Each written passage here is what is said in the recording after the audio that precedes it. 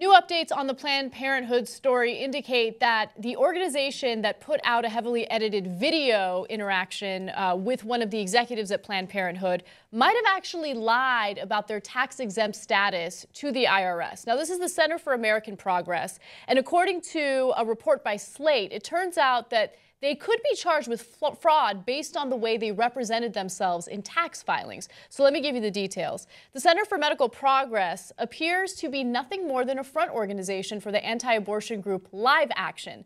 That is not how the IRS understood it when considering the group's application for tax-exempt status, and not how the group originally presented itself to the public in soliciting donations. So that's actually a really important part right there. They did solicit donations on their website, and they completely lied about who they were. They made it seem as though they were a biomedical firm. They were looking to help in new advancements in science.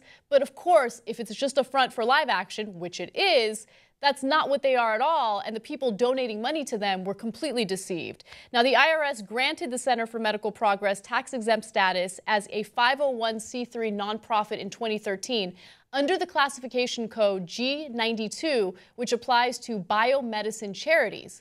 They are not a biomedicine charity at all. In fact, the only thing that this organization has done since the 2 years it's existed is put together this ridiculous smear campaign against Planned Parenthood, which could lead to Planned Parenthood getting defunded because of some of the lies that they put out there. Okay, it's perjury. It seems very clear-cut, and clearly they should be arrested. They could have criminal and civil penalties attached. They could be sued, certainly, for that misrepresentation. If you donated to them thinking they were actually doing science and they were in favor of science when they're the exact opposite, they hate science. They want to make sure that Planned Parenthood doesn't give the cells to study. And the whole thing is, oh, my God, you $30 to $100 in shipping costs. Aha, you're selling it. So don't give it to science, right?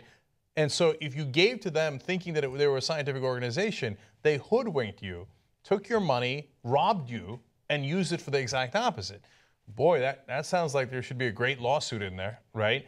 But to me, the IRS one is even clearer. If you lied to the IRS in the forms that you filled out, that is perjury, no question about it, right? It's very clear. It says if you misrepresent what you're writing here to the IRS, it's perjury, okay? It has consequences that attach to it. Would you get arrested? Of course. Of course you would. In a heartbeat. Of course you would, right? So why shouldn't these guys get arrested? Also, if you are any type of political action group, you're supposed to be taxed, right? You are not supposed to get any type of tax-exempt status if you have a political leaning. And in this case, they obviously have a political leaning. They're not a charity at all. And the way they represented themselves to the people that donated to them is ridiculous. So let me give you the original thing they had on their website, which they have since changed. They said that they are a nonprofit organization dedicated to informing and educating both the lay public and the scientific community about the latest advances in regenerative medicine, cell-based therapies, and related disciplines. They don't do any of that.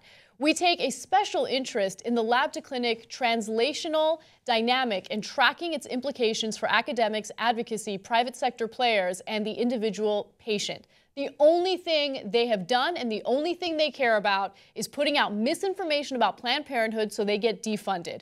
And the thing is, even if they are caught by the IRS, even if they get charged with fraud, even if they have to deal with perjury charges, the damage that they've done to Planned Parenthood is there. And I'm really, really concerned that even if they have to suffer the consequences, Planned Parenthood is going to have to suffer even more consequences, which in turn leads to people like me, women out there who might rely on Planned Parenthood for things like breast cancer screenings and things, not being able to access it because it's going to be defunded. So, look, among the different ways that things get classified in politics, 501c3s, 501c4s, there's a lot of shenanigans that are at play. Karl Rove has both of those under his umbrella. He collects money, spends it on politics. On one side, he's allowed to spend it on politics. On the other side, it's tax exempt, and he's not supposed to spend most of it on politics, but he does anyway, and many groups do. They should all be investigated, and they should all be held to the same standards as anyone else. They're not, because right now, honestly, there's two different things at play. The FEC is deadlocked 3-3 right? Republicans, every investigation, they go, nope, nope, nope, I don't care. I vote no. But it's so obvious that they're in the wrong category and they're spending money in politics when they said they wouldn't, right? It's obvious. No, I vote no. I vote no. Now, the other part of it is cowardice. So the government, whenever it becomes a political issue, like, oh my God, the Obama administration doesn't want to seem like they're discriminating against Republicans, run for the hills, right? So that allows the Republicans and the conservatives to run roughshod. They're like, C3, C4, who cares? Do whatever the hell you want. If they bother to investigate us at all, we'll scream bloody murder about how it's liberal bias, right? So now in this case, it's not the FEC, it's not going to be deadlocked, it's the IRS they lied to. So you can put aside the, look, they should investigate it, but they likely won't, the political giving, okay?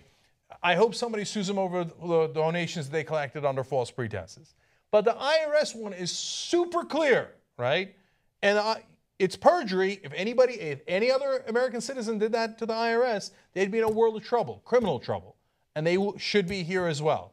Now, do you think the IRS is going to now go after these guys who clearly lied and committed perjury? No way.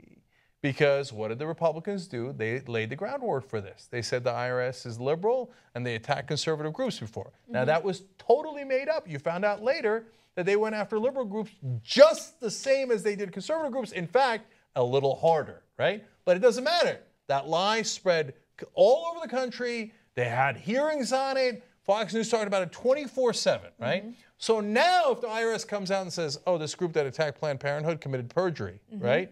And they need to be investigated, the conservatives will cry and rage.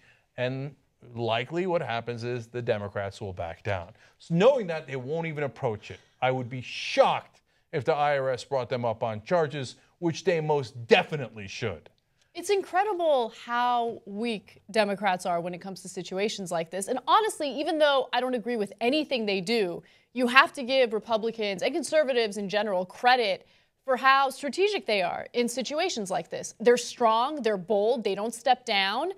They're able to frame things their way, and they do it successfully.